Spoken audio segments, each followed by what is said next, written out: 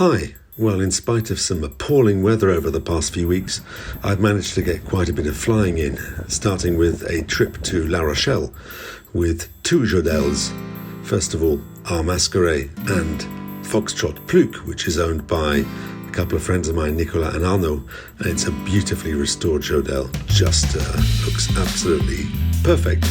Anyway, we flew up to La Rochelle, covering some very nice scenery on the way up, including the Phare de Cordouin Lighthouse and Fort Boyard Fort, which is quite famous for TV adventure shows. And my good friend Eric, who's doing his CPL at the same time as me, came along for the ride. Well, now the weather's improved, I've been back at Aquitaine Hydravions to continue with my seaplane rating training.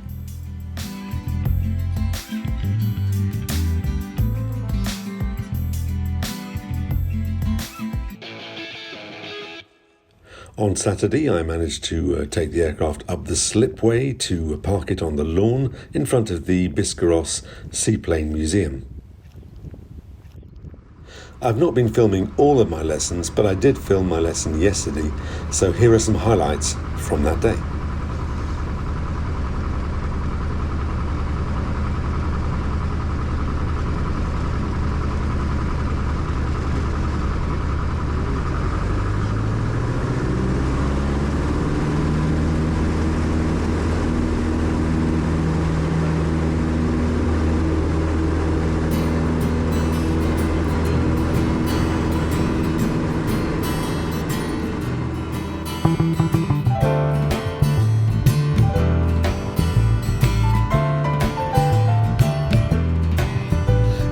First part of the journey, I was looking at all the life. There were plants and trees and rocks and things. There was sand and hills and rain. The first thing I met was a fly with no buzz and a sky with no cloud. The heat was hot and the ground was dry, but the air was filled with sound. See, I've been through the desert on a horse with no name. It felt good to be out of the rain. In the desert, you can't remember your name, for there ain't no one for to give you no pain. Na na na na na na na na na na na na na na na na na. After 2 days in the desert sun, my skin began to turn red. After 3 days in the desert fun, I was looking at a riverbed, and the story it told of the river that flowed made me sad to think it was dead. See, I've been through the desert on a horse with no name. It felt good to be out of the rain. In the desert, you can't remember your name, for there ain't no one for to give you no pain. Na na na na na na na na na na na na na na na na na.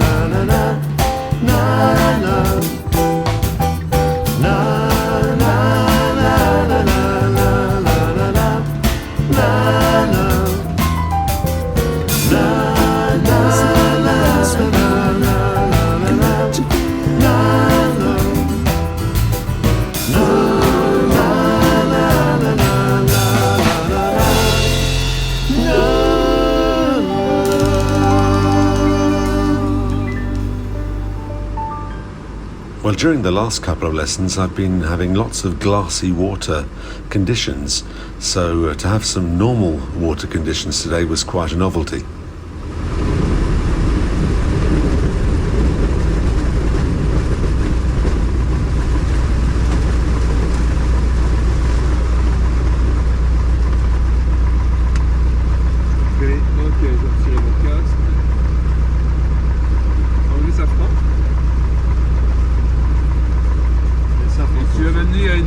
Celle que tu veux. Et là... Moi je pense que la première ce serait intéressante parce que imagine que le vent nous pousse en arrière, on risque de se prendre la bouée sinon. Donc c'est bon, je peux descendre? Tu peux descendre. Je descends comment? je me mets où? Derrière le vent, quoi qu'il arrive, tu n'avances pas.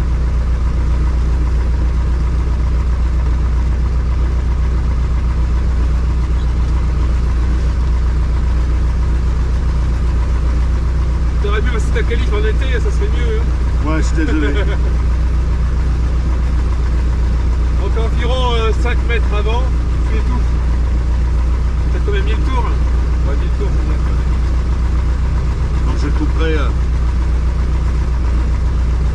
Donc là, j'ai la gaffe. Tu veux que je coupe le moteur? T'as le temps, environ 5 mètres avant.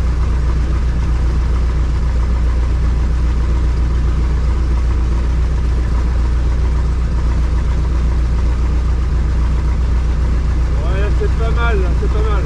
Ouais. On serre un peu avec les pieds. Puis à droite.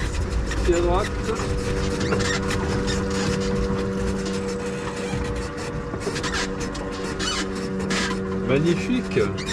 Wow, c'est beau ça. C'est beau. Sans les plein volet. Comment? Full flap. Le vent. Ok, il n'y a personne. Un coup.